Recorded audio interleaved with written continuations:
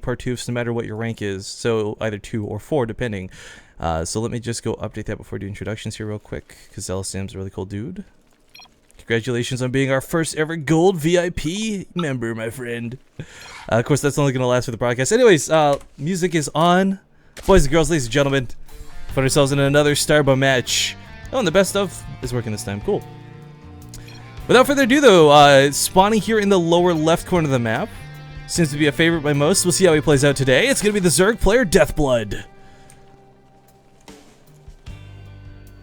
In the top left, as the blue Protoss, it is Soren Terran. AKA My Insanity's Jade. Yep. Deathblood. We saw... I actually thought he was the Terran, but no, he's the Zerg.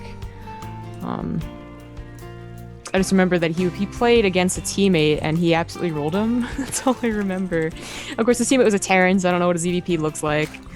ZVP kind of in general has been tweaked a little bit, or at least Starbow attempted to try and tweak it a little bit, because right now, previous to this, we see a lot of Hydralisk all-ins versus speedlots and cannons, and things were a little bit tricky to hold off if executed correctly. But one of the patch upgrades, so again, we had a patch update between the last Starbow Cup and this Starbow Cup, guys.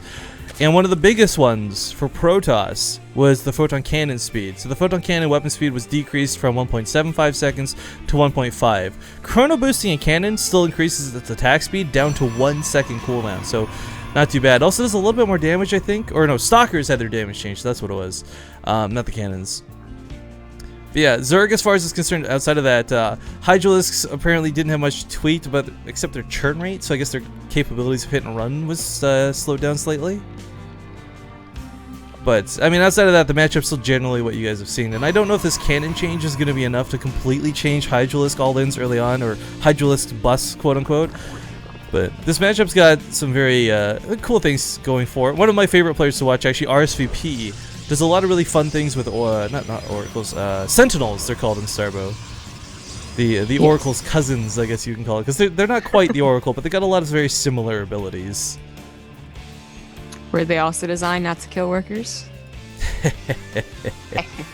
I know, like, was it not Feed Me? The other guy who does videos. Or Namu or somebody put like a video on Reddit of like Dustin Browder's quote about like how these will never kill a worker, and it's just showing like the mineral lines getting eviscerated by the Oracle fire. Yeah, that was fun. It was good old days. Was it Dan from NASL? I can't remember who it was. Someone at NASL, Frodan maybe. They had like a really cool thing that they did too, where they put the entomb on the minerals and force like storms. Do you ever see that video?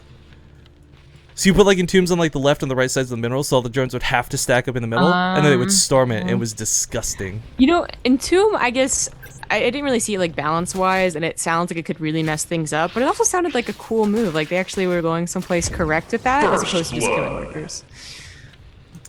They're like, you know what? We got enough force fields. We don't need more for minerals. Right? Like, there's so many other things they could do with spellcasters, though, that I think they just kind of gave up, but whatever.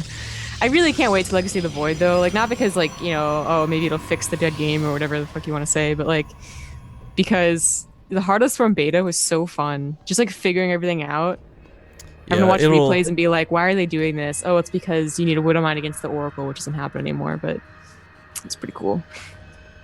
Someone's going to be poking across for now. We do have Metabolic Boost coming up. It's so strange to see as well. If you guys haven't seen the late game of ZVP, Cracklings later on are so good versus Zealots, which is so weird to consider because everything we've ever seen from StarCraft 2 has pretty much taught us the later the game goes, the better Zealots get against Zerglings.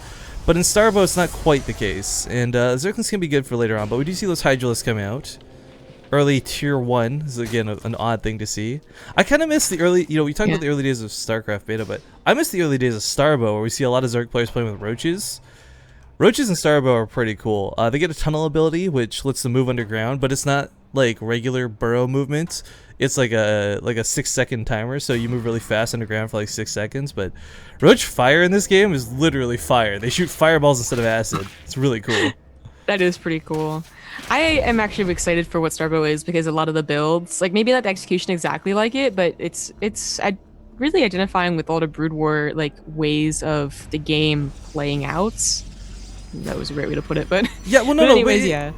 you're not wrong, but like that's unfortunate because some people don't see it that way. They see it as it's either one or the other, and that's why I always try and preface cast with like, "Look, guys, it's not Starbow or StarCraft, it's not Brood War, it's a nice thing in between." Because was it Jade tried to play it, and he's just like, "This game sucks," but that's because he came into it expecting like Brood War 100%, right? Yeah, people told him that that was it. Yeah, so well, anyways, Hydras have started their attack here. This is not necessarily the bust we're talking about, but we do have Charge on the way. Now, two big differences going on right now. So we have Stalkers coming out, and we got Zealots with speed. These are two things that will fend off the Hydralisk nicely, but unfortunately, there's only one cannon, and lately it's been 3 or 4 that seems to be what holds the line perfectly. Now, Stalkers had their damage tweaked a little bit. They do a little bit more, I think, versus Light, but a little bit less versus Armored or something like that. So they do come built in with Blink, which is really nice. We do see that already being utilized, but Hydralisks on mass like this, we just see them spewing spikes non-stop, and this is not going to be easy to hold. Probe's even being pulled into this. Cannon's already down. This is odd. It's like he hasn't seen this bust before, because unless he was 100% sure that it was like a fake, he should have been throwing down cannons left and right. Yeah, I mean, 3 or 4, like I said, seems to be the magic number, and it doesn't even stop Hydralisk outright, but it buys you the time to get that speed finished. Now the charge is done, we see the Zealots connecting to the Hydralisk, and charge lots, guys, they don't have the charge they do in StarCraft, but they do move faster. It's like a metabolic boost upgrade, and it allows them to actually fight constantly instead of just getting 2 swipes off.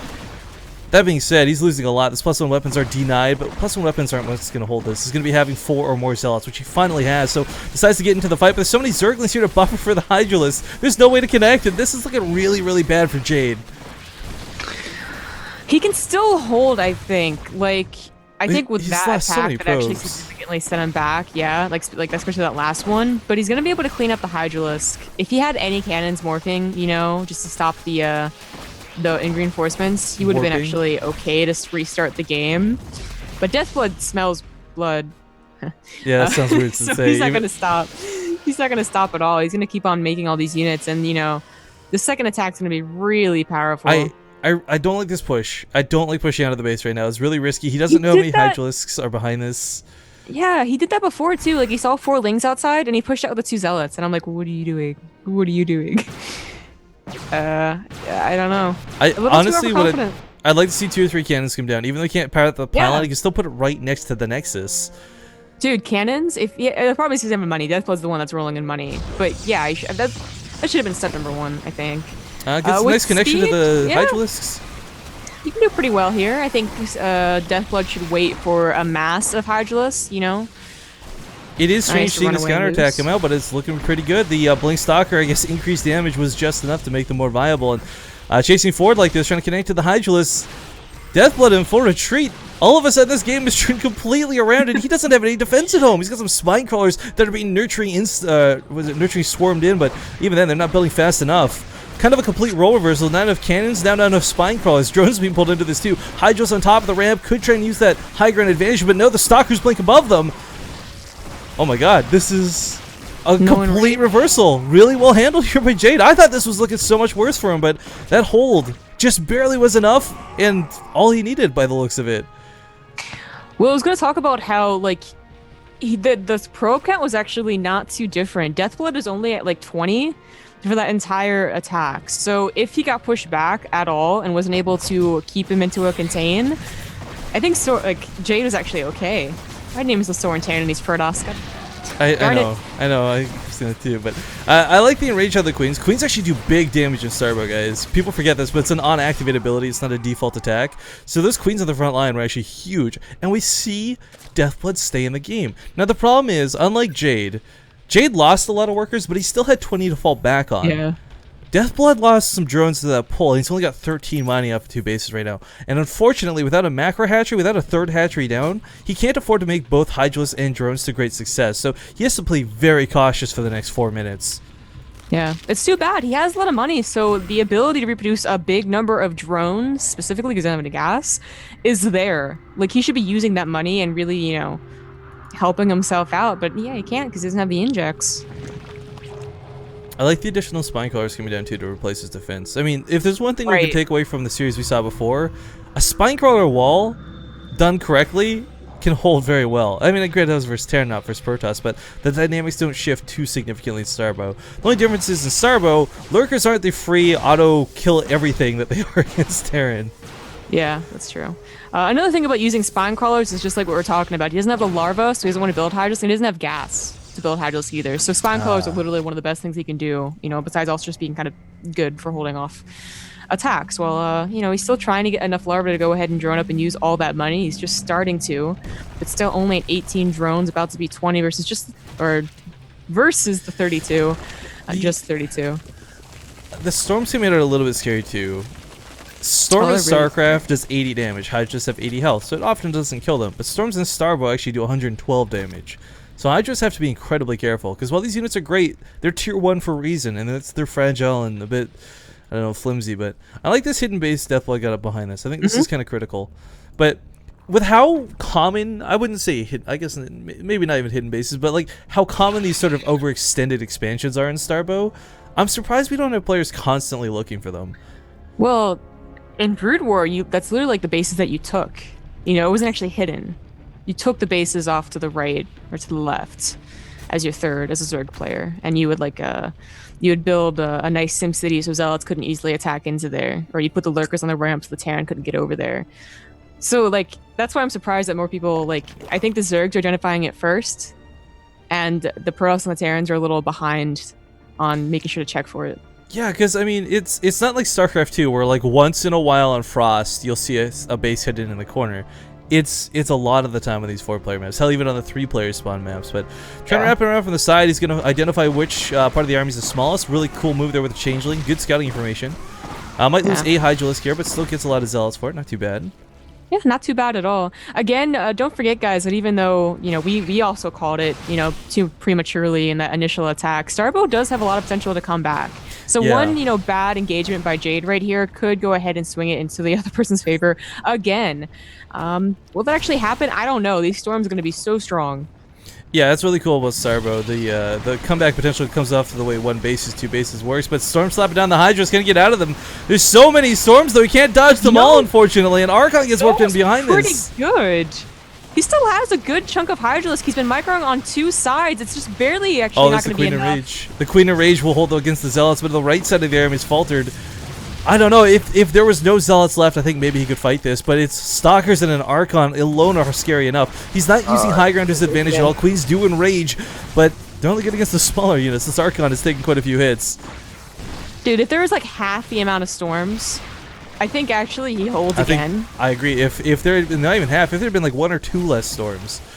But all right, good games called. Jade, we'll take game number 1, boys and girls.